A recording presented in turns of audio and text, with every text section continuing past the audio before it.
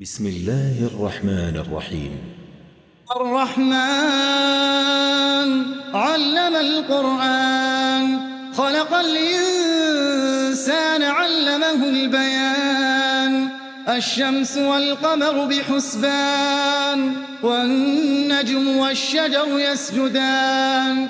والسماء رفعها ووضع الميزان ألا تطغوا في الميزان وأقيموا الوزن بالقسط ولا تخسروا الميزان.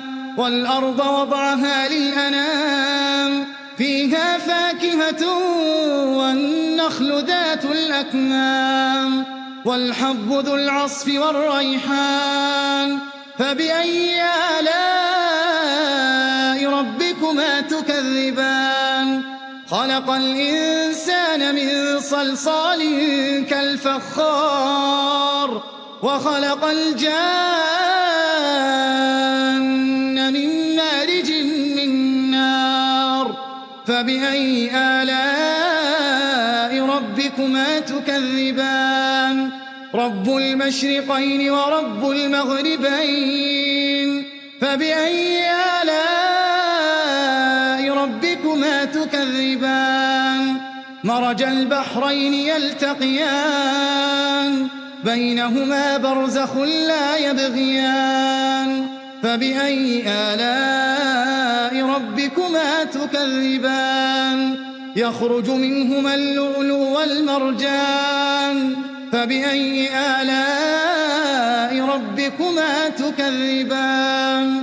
وله الجوار المنشآت في البحر كالأعلام.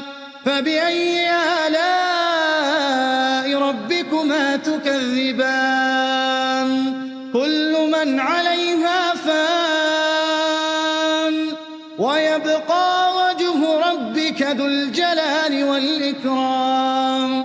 فبأي آلاء ربكما تكذبان؟ يسأله من في السماوات والأرض كل يوم هو في شأن. فبأي آلاء ربكما تكذبان؟ سنفرغ لكم أيها الثقلان. فبأي آلاء ربكما تكذبان؟ يا معشر الجن والإنس إن استطعتم أن تنفذوا من أقطار السماوات والأرض فانفذوا لا تنفذون إلا بسلطان. فبأي آلاء ربكما تكذبان؟ يرسل عليكما شواظ من نار ونحاس فلا تنتصران. فبأي آلاء ربكما تكذبان؟ فإذا انشقت السماء فكانت وردة كالدهان. فبأي آلاء ربكما تكذبان؟ فيومئذ لا يسأل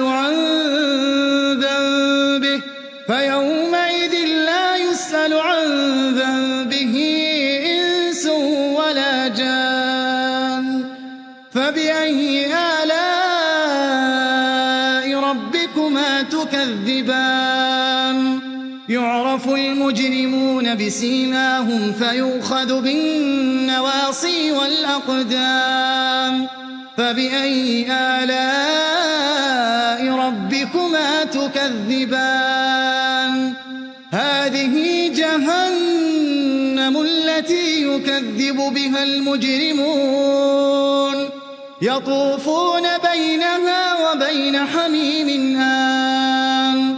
فبأي آلاء ربكما تكذبان؟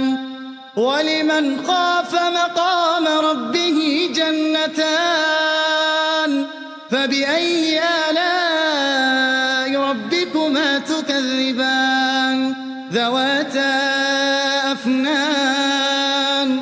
فبأي آلاء ربكما تكذبان؟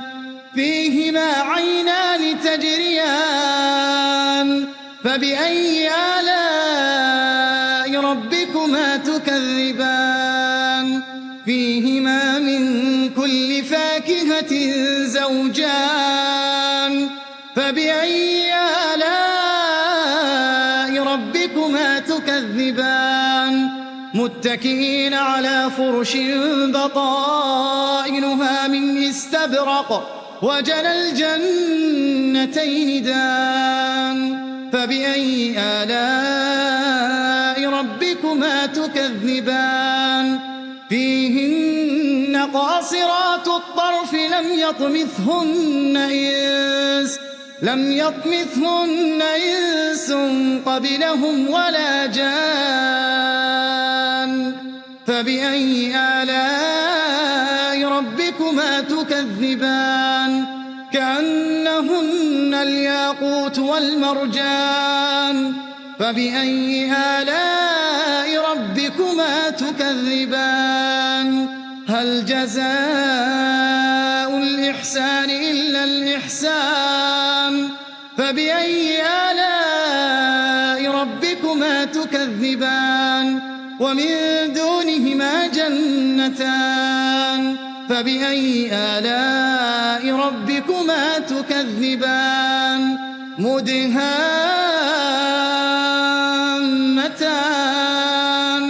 فبأي آلاء ربكما تكذبان فيهما عينان نضاختان فبأي آلاء ربكما تكذبان فيهما فاكهة ونخل ورمان فبأي آلاء ربكما تكذبان فيهن خيرات حسان فبأي آلاء ربكما تكذبان حور مقصورات في الخيام فبأي آلاء ربكما تكذبان لم يطمثهن إنس قبلهم ولا جان فبأي آلاء ربكما تكذبان